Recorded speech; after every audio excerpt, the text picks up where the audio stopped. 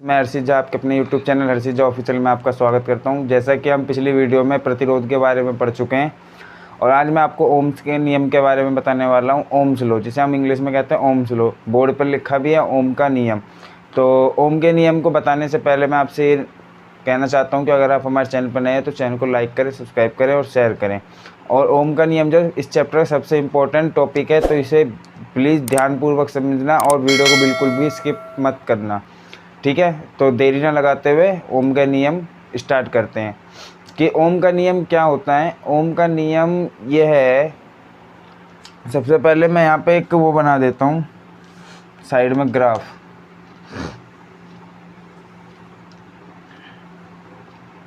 इसके बाद मैं कुछ बताऊँगा।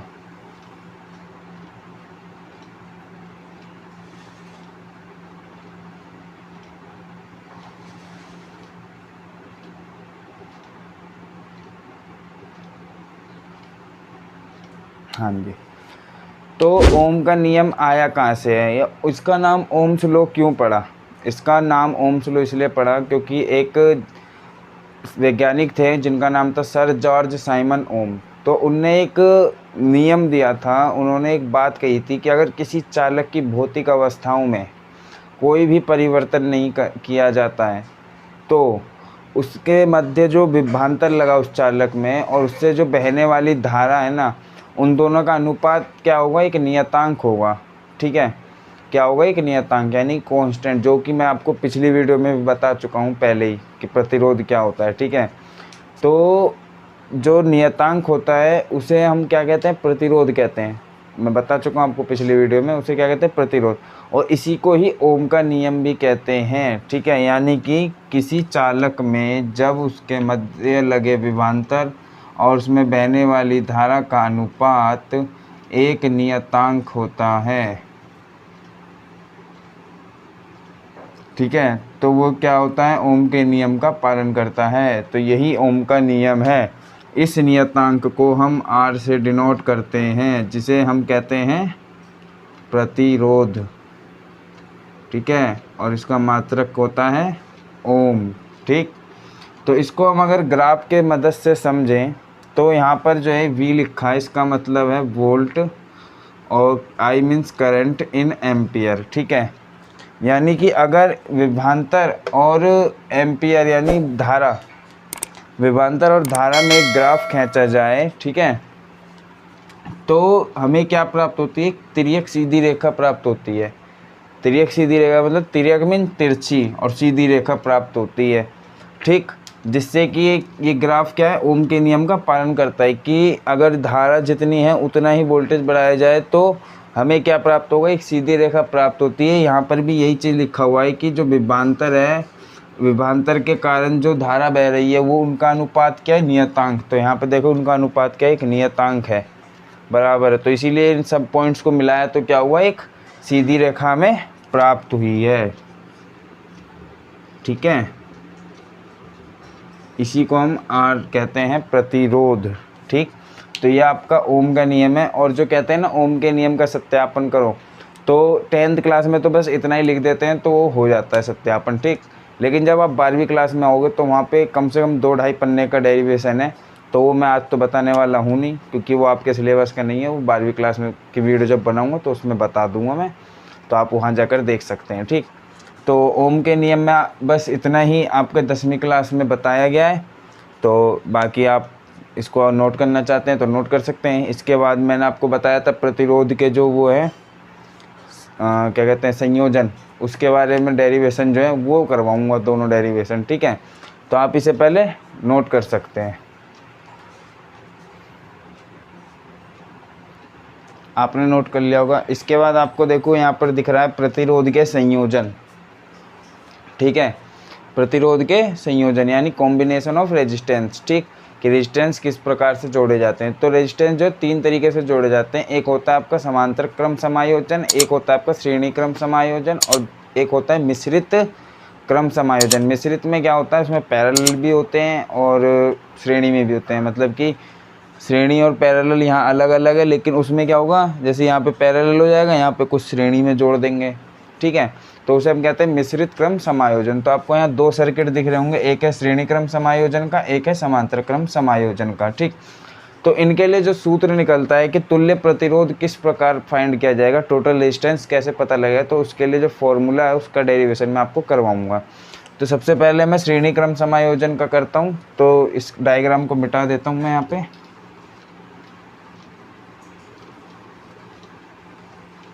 ठीक है।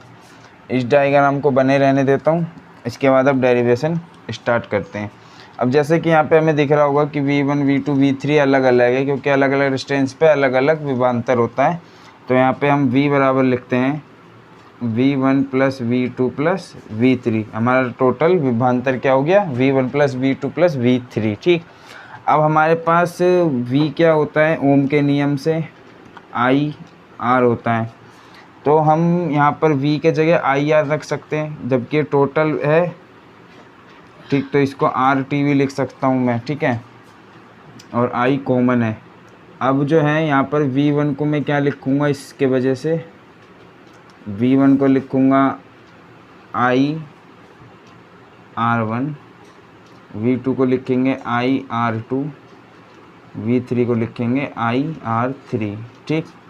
तो अब यहाँ VT की जगह क्या आ जाएगा हमारा, IRT equals to IR1 plus IR2 plus IR3। तो इसमें IRT को ऐसे ही लिख दो, I कॉमन ले लो यहाँ से, तो अंदर क्या बच जाएगा, R1 plus R2 plus R3, ठीक। तो इस I से ये I कैंसिल। तो हमारे पास फॉर्मूला क्या निकल के आ गया, RT बराबर R1 plus R2 plus R3, ठीक है। तो इससे हमें क्या पता लगता है कि अगर कोई प्रतिरोध हमारे श्रेणी क्रम समायोजन में जुड़े हुए हैं तो उन सबको आपस में श्रेणी क्रम में ही जोड़ दिया जाए तो टोटल हमारा तुल्य प्रतिरोध ज्ञात हो जाएगा, ठीक है। तो इस फॉर्मूले की सहायता से आप तुल्य प्रतिरोध निकाल सकते हैं, किसका, श्रेणी क्रम का निकाल सकते हैं, ठीक।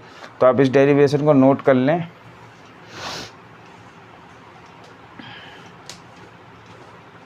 आपने नोट कर लिया होगा, ठीक है। अब इसके बाद जो है मैं आपको दूसरा डेरिवेशन करवाता हूँ।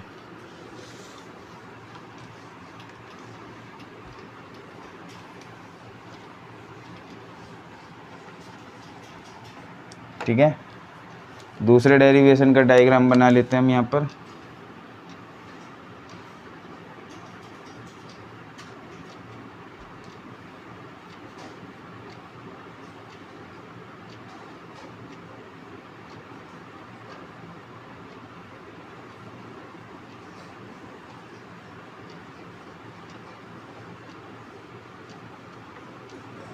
ये हमारा दूसरे का डायग्राम तैयार हो गया है।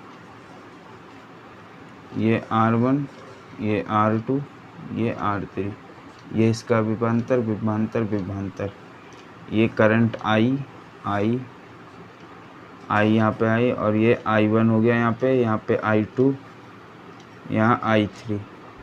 क्योंकि धारा को जाने के कितने रास्ते मिल गए हैं, 3 रास्ते। वो यहाँ से भी जा सकती है, यहाँ से भी जा सकती है, यहाँ से भी जा सकती है, इसीलिए यहाँ पे I1, I2, I3 लिख दिया गया है, ठीक।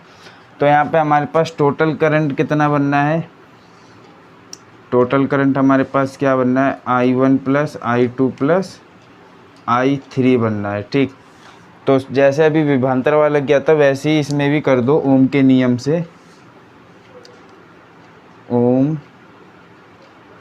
के नियम से। वहाँ पे भी नोट कर लेना, पहले वाले में क्या होता है हमारा, V बराबर IR होता है, तो I बराबर क्या होता है, V अपॉन R होता है। तो यहाँ पे पुट कर देते हैं हम, V अपॉन RT बराबर V upon R1 plus V upon R2 plus V upon R3। तो यहाँ से V कॉमन ले लो, यहाँ हमने V कॉमन ले लिया, तो हमारे पास बच गया है 1 upon R1, 1 upon R2 plus 1 upon R3, ठीक। तो यहाँ V से V चटक गया, तो हमारे पास बच गया है 1 अपॉन RT, यानी तुल्य प्रतिरोध बराबर 1 upon R1 plus 1 upon R2 plus 1 upon R3, ठीक है। अब ये जो R है ना, इसकी संख्या और भी हो सकती है, जितने प्रतिरोध जुड़े हुए हैं उतने यहाँ पे संख्या बढ़ती चली जाएंगी, ठीक है। तो डॉट डॉट डॉट इनफाइनाइट तक भी कर सकते हैं हम, ठीक है, जहाँ तक भी होंगे उतने तक। तो ये हमारा क्या है, तुल्य प्रतिरोध निकालने का तरीका है, ठीक। तो आप इसे नोट कर लें, इसके बाद मैं आपको एक डेरिवेशन करवाऊँगा, ठीक है।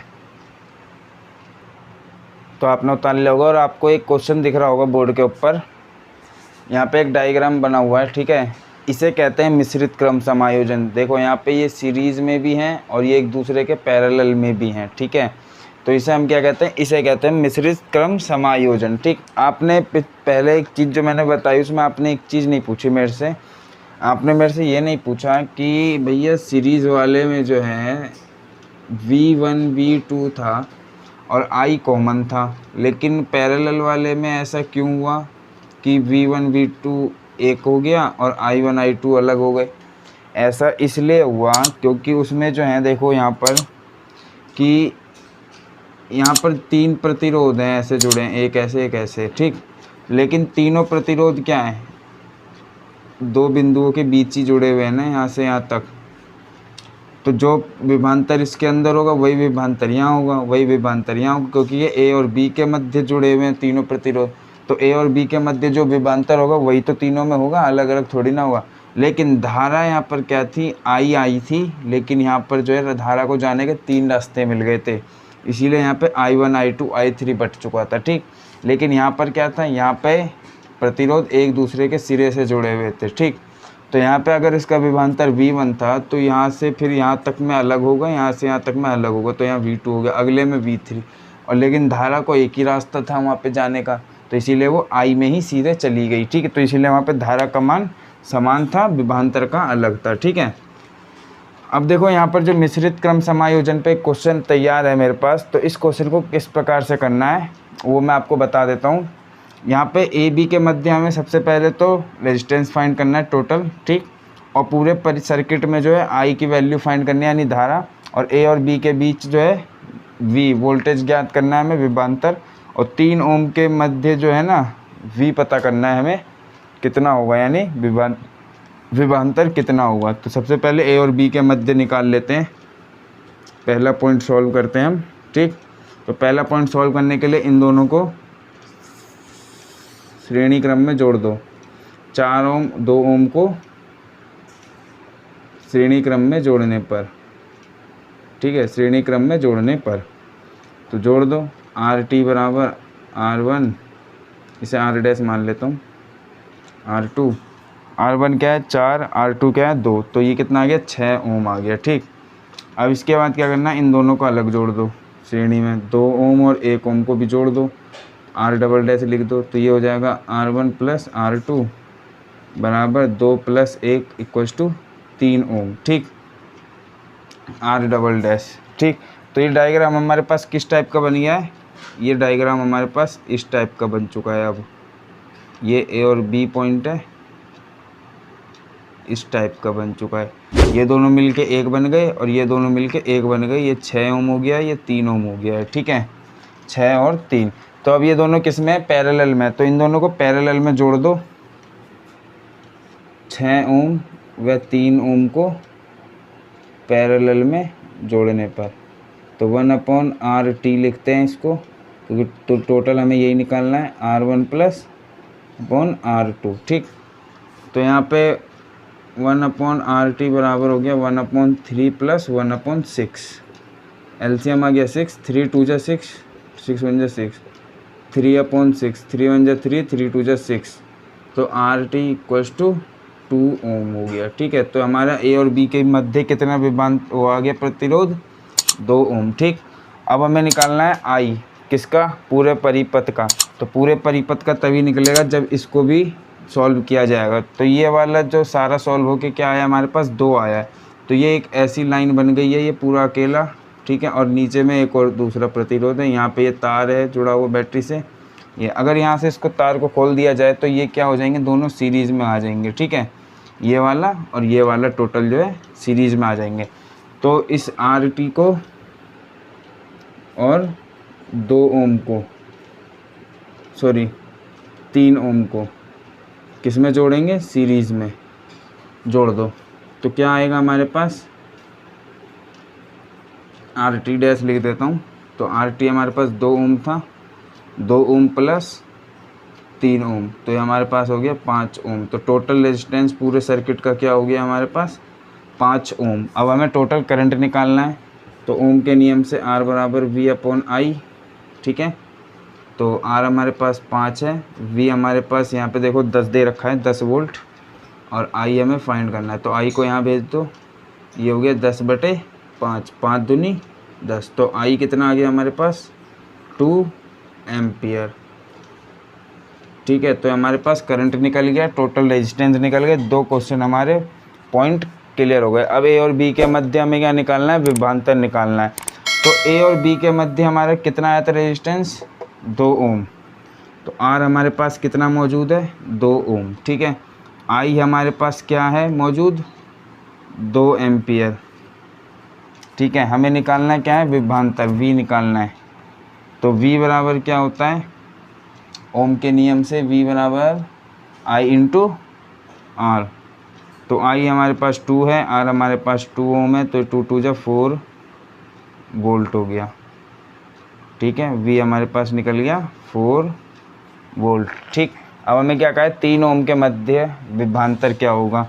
R हमारे पास यहाँ पे दे रखा है 3 ओम, I हमारे पास मौजूद है 2 ओम, तो ये हमारे पास V निकालना है। तो I × R कर दो, तो ये हो जाएगा हमारे पास 2 × 3 = 6 वोल्ट, ठीक है। तो ये हमारा लास्ट अंतिम आंसर निकल गया, चारों पॉइंट्स निकल गए हमारे, ठीक है। तो आप इसको सॉल्व कर सकते हैं, मतलब नोट कर सकते हैं पूरा क्वेश्चन, आपने इसे नोट कर लिया होगा। तो आज की वीडियो में बस इतना ही, ठीक है। अब मिलते हैं अगले वीडियो में, और आपको हमारे स्क्रीन पे 2 वीडियो दिख रहे होंगे, उन दोनों में से किसी एक वीडियो को जाकर देख सकते हैं। और अगर आपको वीडियो अच्छी लगे तो लाइक करें, शेयर करें, कमेंट करें।